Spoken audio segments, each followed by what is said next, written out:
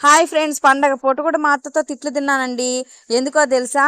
తిరుమల పోయింటే బాగున్న అత్తయ్య, అక్కడ వైకుంఠ ద్వారానికైతే టోకన్లు కడుతున్నారు కదా అనేసి అయితే మా ఫ్రెండ్స్ అందరూ పోయినారు అత్త, నేను పోలేకపోయినాను అని చెప్పినైతే మా అత్త మీద సీరియస్ అయ్యా, నీ వల్లే నేను పోలేకపోయానని అన్నాను. మా అత్త చెప్పింది మళ్ళీ, మా అసలు ఆ క్యూలో కూర్చొని మారిగా తొక్కిసలాట్లో 8 మంది చచ్చిపోయారంట టోకన్లు కట్టే దగ్గర. ఏమి కొండకు పోయి దర్శనం చేసుకొని వస్తేనే దేవుడా?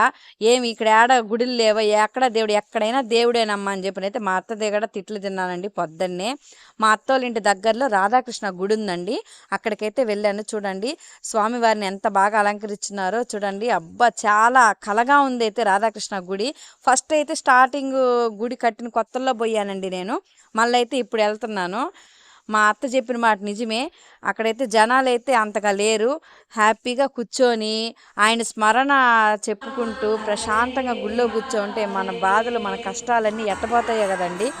మా అత్త చెప్పింది నిజమే, దూరంగా పోయి అక్కడ జనాలు దేవుడి దర్శనం సరిగ్గా జరక్క ఎంతో ఇబ్బంది పడకుండా ఈ విధంగా అయితే మనకు దగ్గర ఉండే గుడికి వెళ్ళినా కూడా దేవుడే కదా నాకు అప్పుడు అనిపించింది. ఈ గుడి గురించి మా అత్త ఒకటి చెప్పిందండి.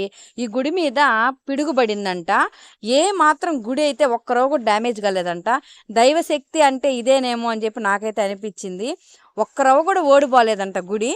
ఈ విధంగా అయితే ఈ ఈసారి అయితే తిరుపతిలో ముక్కోటి ఏకాదశికి కృష్ణుడి గుడి దర్శనం అయితే నాకు జరిగిందండి. మీరు ఎలా, ఏ గుడికి వెళ్ళారో, ఎలా పూజ చేశారో కామెంట్ చేయండి.